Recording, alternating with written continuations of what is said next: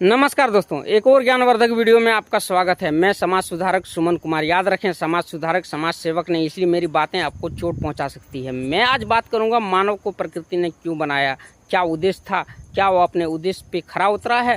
मैं आज बात करूंगा पेड़ पौधे का। वो अपना उद्देश्य का पूर्ति कर रहा, प्रकृति के नियम का पालन कर रहा है। उन्होंने कार्बन डाइऑक्साइड को ऑक्सीजन में कन्वर्ट कर रहा है। जंगली जानवरों ने अपना पर्यावरण को सुरक्षित रखा है।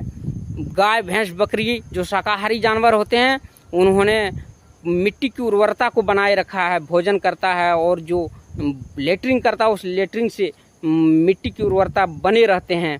और उन्हें भोजन भी इस प्रकार करता है कि घास के ऊपरी सतह को खाता है, उनके जड़ को छोड़ देता है। और तुम मनुष्य घास जो भी खाते हो उसको जड़ से उखाड़ देते हो। बकरी खाते हो उसका गर्दन उड़ा देते हो, गेहूँ चावल खाते हो उसको जड़ से उखाड़ देते हो, कोई भी चीज़ खाते हो उसको जड़ से उखाड़ देते हो।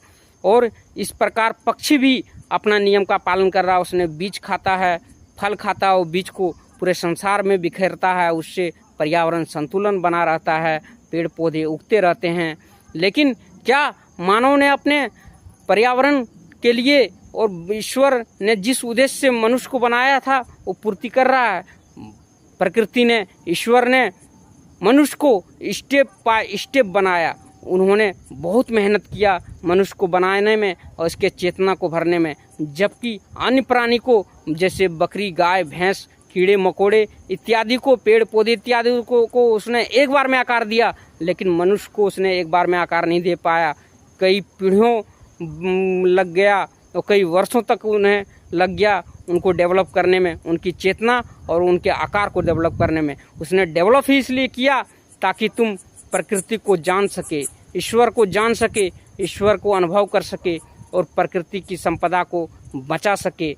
और वही गुण उसने किसी में नहीं दे पाया, क्योंकि उतना डेवलप प्राणी किसी को नहीं बना पाया। मनुष्य को प्रकृति ने बहुत ही मेहनत से बनाया। इसीलिए बनाया कि सिर्फ तुम उनको जानो, ताकि उनकी प्रोसेस जो उन्होंने किया, ताकि उनको होने में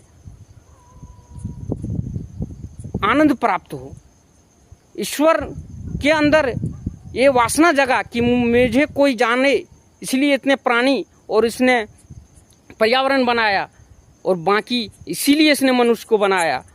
तो आपका उद्देश्य यही है कि आप ईश्वर को जानो, नहीं तो अपने जीवन को नाश कर लोगे और अपने प्रकृति को भी आप विध्वंस की ओर चल पड़े हो इस प्रकार उपभोग करके।